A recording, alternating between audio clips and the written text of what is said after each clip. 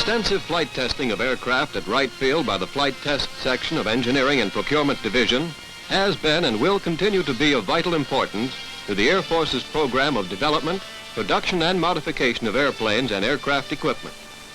The work of the accredited test pilot is not just a simple job of flying. The men selected for this work must meet certain specifications for an engineering background and adequate flying record. Picked men go through a rigid period of training and apprenticeship before reaching the top test pilot status. From the very first, they must understand that the serious business of flight testing is at all times a technically accurate procedure, frequently dull and unexciting. This film will familiarize new test pilot trainees with the course of training and procedure for flight test pilots at Wright Field. No textbooks have ever been published on flight test training, and success in this field depends largely upon the individual. The knowledge the pilot absorbs will be gained the hard way over a period of 6 to 18 months. In testing fighters, he'll spend many hours sweating it out alone. In larger aircraft, someone who can help him find the answers will fly along with him. He may be a pilot, returned from several hundred hours in combat, or he may be a flight test engineer who requires the test pilot's cooperation and judgment. In developing aids to flying, no one has brought forth a pilot with an extra pair of hands, which accounts for the need of a second man during a complicated test procedure.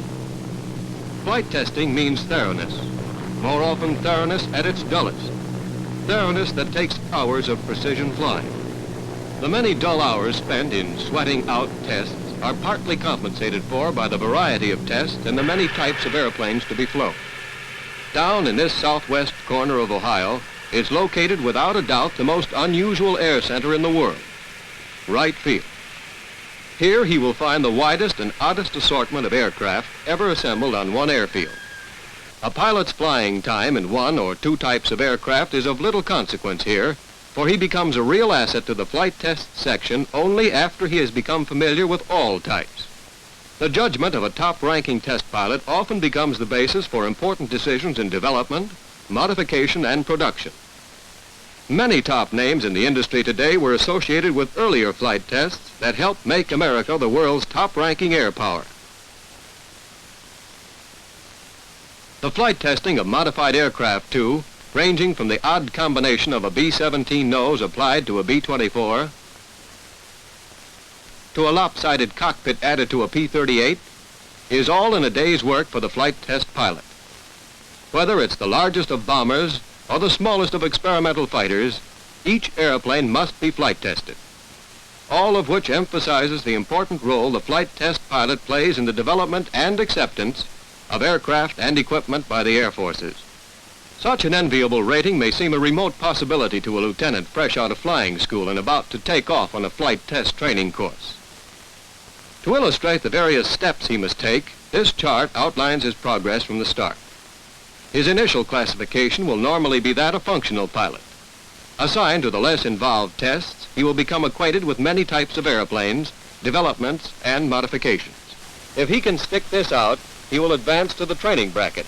The limited flight test grade widens his experience in many types of airplanes, during which he will learn how to sweat out his tests.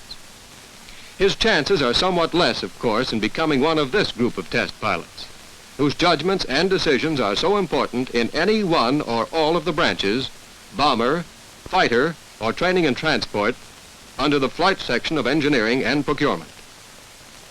Much of the flight testing is conducted upon recommendation from theaters of operations.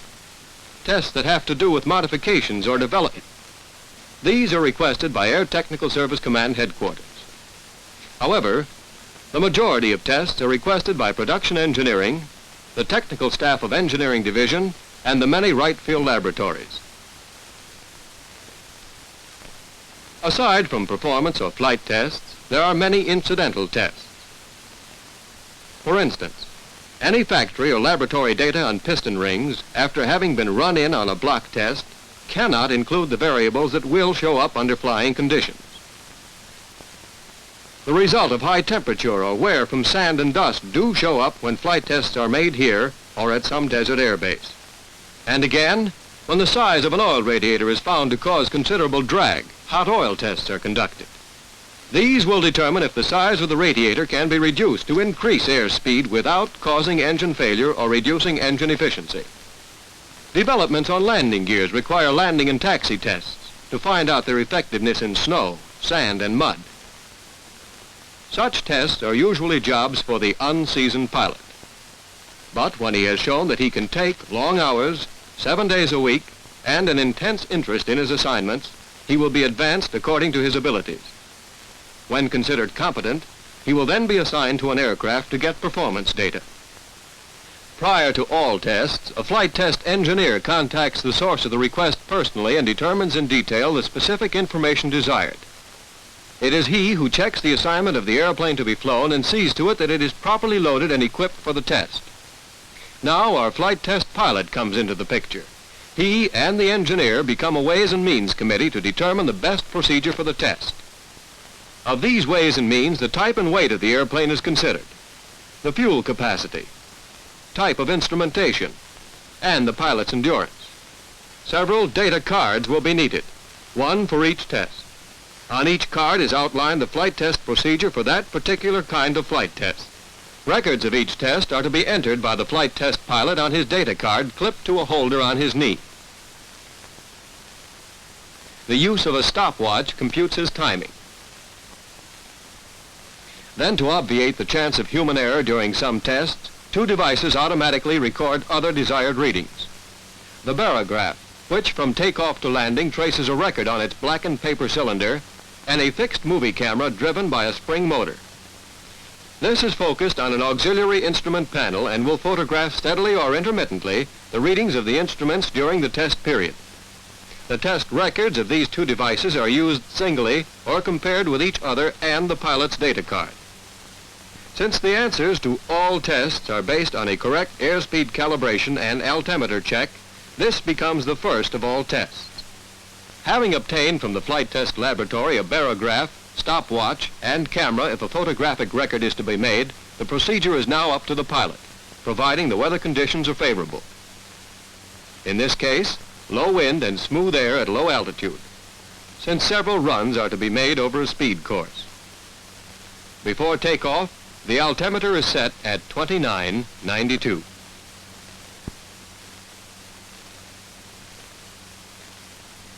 The altimeter reading and free air temperature are then noted on the data card.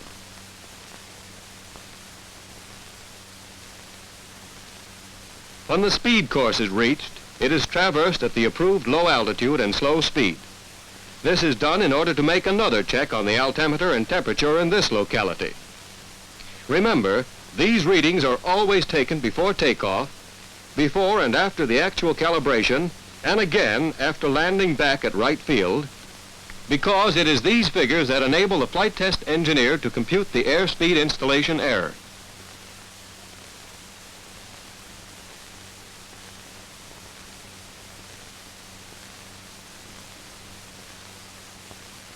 The effect of a crosswind must now be considered. An effective run can only be made by disregarding drift and flying the airplane on the compass heading of the speed course. Now for the first half of the first calibration run. Having gone back far enough to attain maximum speed well before reaching the marked course, the stopwatch is started opposite the first set of markers. The indicated airspeed, the altimeter, and free air temperature are noted, and the watch stopped in passing the last markers. All this information is now entered on the data card. Returning for the last half of this first run at the same speed, the same procedure of clocking, reading, and entering is repeated. Other complete runs at lower speeds are made and the recording procedure repeated, not overlooking that final altimeter and temperature check at the speed course, and again before you step down from your airplane on the ramp at right field. Remembering that you've been out for an hour and a quarter, there's probably a change in both barometric pressure and temperature. Obviously, there has been a change, and now the flight test engineer can compute to his heart's content. An alternative procedure in obtaining airspeed calibration is frequently used in which another airplane is employed instead of a speed course. This additional aircraft is kept up to accurate calibration and functions as a pacer airplane during the test. The various check Intervals are signaled visually from one pilot to the other.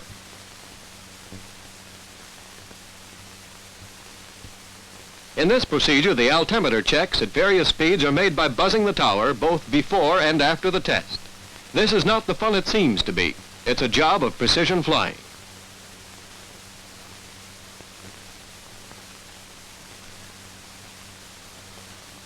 Then someday, when the weather is just right, you'll be running a critical altitude flight test. In other words, finding the highest altitude at which rated power can be obtained on this airplane and recording the necessary data. You will recall your session with the flight test engineer when together you decided that for this test you would make 5 level flight runs at altitudes that would produce the needed data. Functional settings during the run must include the prop at 3,000, mixture auto-rich, throttle wide open, flaps completely closed, and landing gear up, not overlooking the necessity of setting your altimeter at 2992 before takeoff.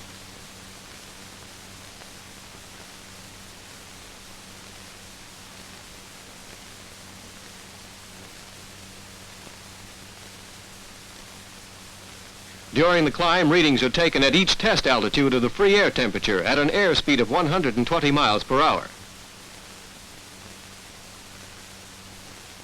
Then getting above the top test altitude with the prop set at 3,000, mixture auto-rich and throttle wide open, the run is started at exactly 19,000 and held there until a completely stabilized condition is reached. That precise condition will not be arrived at, however, until you've learned the meaning of sweating it out. That's what you came up here for, to hold her until you could get accurate readings for the flight test engineer. Indicated airspeed, manifold pressure, carburetor air temp, oil temp, and cylinder head or coolant temp. With these few little details entered on the data card, you can drop down to 18,000 and do it all over again. Then down to the other levels specified on your data card, at each level repeating the same procedure of reading and entering. Maybe not quite as fast as the action of this graph, for the actual test flight takes about an hour and a half of precision flying. With this test completed, maybe you can call it a day if your data card is complete with the date, time of test, and your somewhat shaky signature. After the flight test engineer has computed your data to determine the critical altitude, we come to the test for power calibration and high speed points, or to find the best airspeed for various engine settings.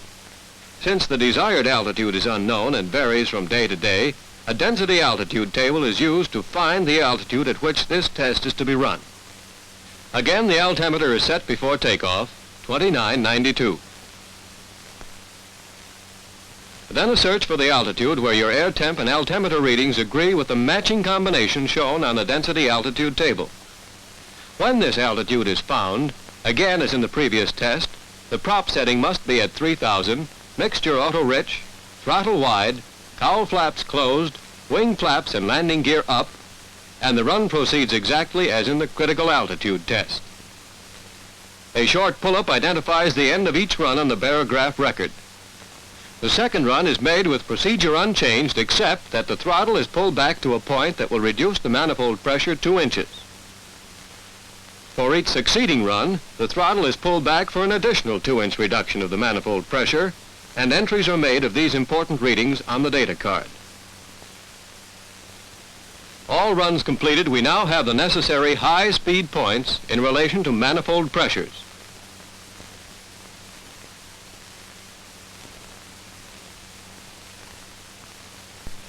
This data is then reduced by the flight test engineer to a curve, representing the variation of speed with power at the critical altitude. Consequently, with the rated power of the engine at critical altitude, the curve shows us the maximum speed of the airplane. Now that we have covered the test procedures for all level flight performance, here are the tests to ascertain the most efficient climbing speeds and the best rate of climb. In order to determine the indicated airspeed for maximum rate of climb, a series of short climbs are made through an altitude range agreed upon by you and the flight test engineer. In this test, The barograph for the first time becomes a primary instrument. The stopwatch is again used. And as in all test procedures, the altimeter setting is important. Again, a check is made as before, from prop setting to landing gear. In this test, the coolant flaps and oil shutters are set wide open. Care must be taken in flying this test to make certain the airplane is in a steady climb at the indicated airspeed specified on the data card before the desired lower altitude is reached. This specified airspeed must be maintained to a point at least 500 feet above the predetermined altitude range. Upon reaching the range, the stopwatch is started. Midway, the manifold pressure and carburetor temp are noted and entered on the data card. When the top altitude is reached, the watch is stopped.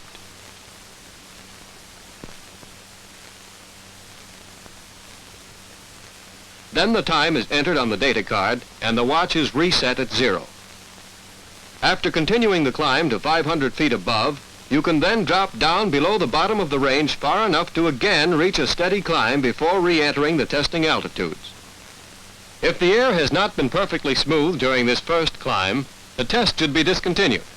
But assuming that it was smooth, the second climb is made, holding steadily to the next indicated airspeed on the card and the readings entered as in the first run.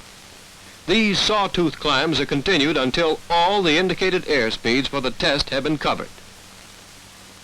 On any one of your descents, when midway of the range, a free air temp reading should be taken at slow speed. Your card will now have all the desired data, and you will also have a barograph record of every climb.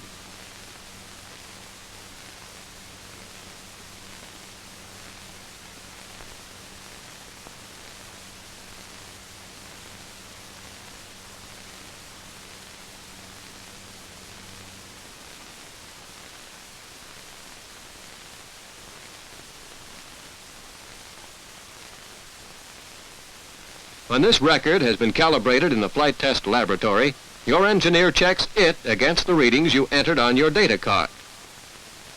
Since the most efficient climbing speed varies with the altitude at which the test was run, other similar tests are made at various altitudes in order to find the best climbing speed at any altitude.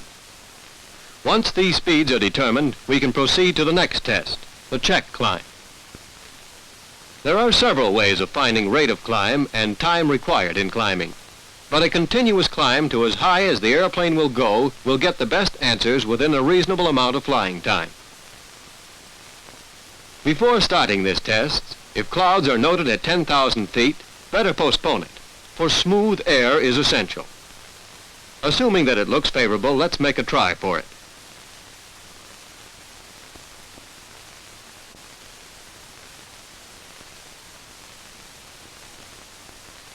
After the flight test engineer has specified on this data card the best indicated airspeeds resulting from the previous sawtooth climbs, the pilot needs for this test, along with the barograph, a different type of stopwatch. Having two hands, it measures two time periods.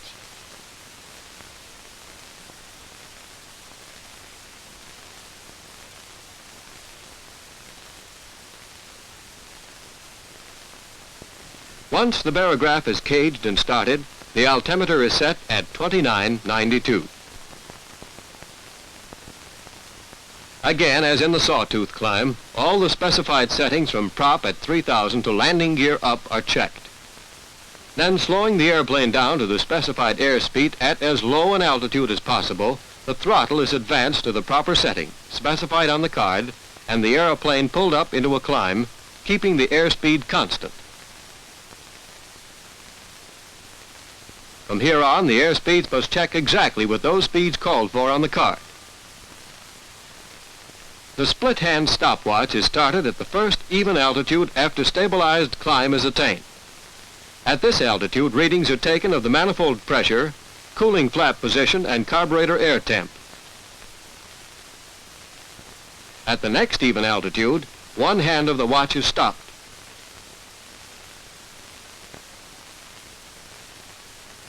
The time noted along with the manifold pressure and other necessary readings as before. The stopped hand of the watch is then brought up to the moving hand. This procedure is repeated at every even altitude, all the way to the top of the climb. The top is reached only when the rate of climb drops below 100 feet per minute. The entries on your data card now show the test completed, except for the free air temp readings at slow speed. These are made at the even altitudes on your way down, taking readings at each altitude at which you took readings during the climb. Because of a probable weather variation at the testing altitudes, and the chance of human error in procedure and readings under such circumstances, the whole bloomin' thing has to be done all over again. After the second test run is made, and not until then, can these barograph tracings, combined with the information on both data cards, form a basis from which the engineer can determine four things: the maximum rate of climb, the minimum time required to climb to any altitude, the service ceiling, and the absolute ceiling of this particular airplane. This covers all level flight and climb tests. These flight tests thus far have found the best climbing speed, the ceiling, the critical altitude, and the top speed of an aircraft. The next and last are the takeoff and landing runs, the most advanced of all flight tests. Owing to the nearness to stalling speed at low altitude, they are also the most dangerous. Good visibility is needed, and the wind must be less than 10 miles per hour. No extra instruments are taken along, for a camera crew on the ground will take a motion picture film record of your takeoffs. They will have noted the wind velocity and direction, barometric pressure, and free air temperature. These and the film will enable the flight test engineer to compute your ground roll, ground speed, and after leaving the runway, your earliest clearance over a possible obstacle. At least 30 minutes before the test is to be run, you will have informed the flight test laboratory.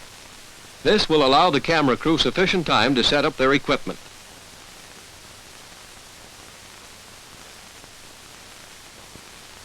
Their camera must be positioned over a fixed marker located in the center of the field and several hundred yards from the runway you are going to use. Once on the taxi strip, the pilot waits for signals from the camera crew. The brake should be locked and the altimeter set at 2992. The free air temperature is noted and entered on the data card. The cowl flaps must be set, and the data card specifies their proper position. The wing flaps and the B-26 are in best takeoff position when set at 30 degrees. This setting has been arrived at from previous performance takeoffs. Such settings on other airplanes may range from 0 to full down. Also, from previous tests, the pilot remembers that at this gross weight of 31,000 pounds, the B-26's best indicated airspeed for takeoff is 104. That 115 is the best airspeed to clear an imaginary obstacle in the shortest possible distance. Even two memory experts couldn't remember all the readings for this test in the time it takes to make one run. By that we mean the RPM, manifold pressure, indicated airspeed, and carburetor temperature as a group of 4 figures at 3 separate points of the test. So at least 6 runs will have to be made. 2 runs to concentrate on the 4 readings when the brakes are released, 2 more runs to note these correlated figures when the wheels clear the ground, and the last couple of runs to get the 4 readings at the moment you reach 50 feet above the runway. Camera records of 3 of these runs will be selected by the engineer to determine the shortest run necessary to clear a 50-foot obstruction. Your signals from the camera crew are transmitted by a light gun, similar to those used in control tower. These flashes control the procedure throughout the test. When you have lined up the airplane on the runway with brakes firmly applied, you are ready to rev up the engines to the specified power and release the brakes. If they do not hold until this specified power is reached, the power will have to be brought up as quickly as possible after releasing the brakes.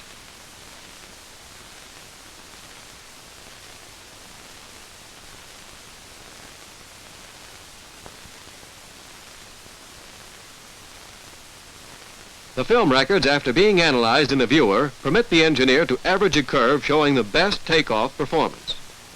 A simple test, isn't it? On paper. The approved landing tests are made with the same photo recording equipment and under the same weather conditions. When the cameraman is ready, the pilot circling the field will get the green light and line up for a landing.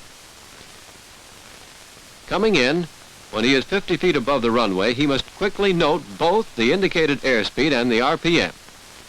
His minimum airspeed should be such that a slight flare will result before his wheels touch. The instant they contact the runway, indicated airspeed and RPM are again noted.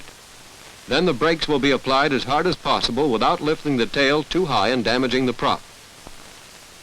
To the camera crew, a good landing looks like this. After coming to a full stop, he will have time to write down the instrument reading when at 50 feet up and when he landed. Then he takes off and does it all over again 5 or 6 more times. In the Flight Test Engineering Office, the film records will be translated to a curve showing the minimum distance this airplane needs to land after clearing a 50-foot obstacle. This information is used only by engineers for comparison with other airplane performance. Therefore, it is not recommended for use by the pilot either in training or combat. In testing the handling characteristics of any airplane, such assignments as stability, dive, spin, and aerobatics tests are entrusted to only the most experienced of flight test pilots. More often, it is up to him to judge the results rather than the engineer. You can expect no thrilling exploits, no heroics, no public acclaim. Aside from work well checked by the crew chief, the weatherman, and communications, your life will often depend on your own reactions in an emergency. All flight tests conducted at Wright Field are based on many years of research and the experiences of men having the most comprehensive range of facilities in the world. Someday, when you have mastered the flying characteristics of many types of aircraft, have learned to cooperate with the flight test engineers, to render intelligent suggestions and decisions on design, function, and production, then you may be accepted as one of this group of specialists at Wright Field, known and respected as flight test pilots.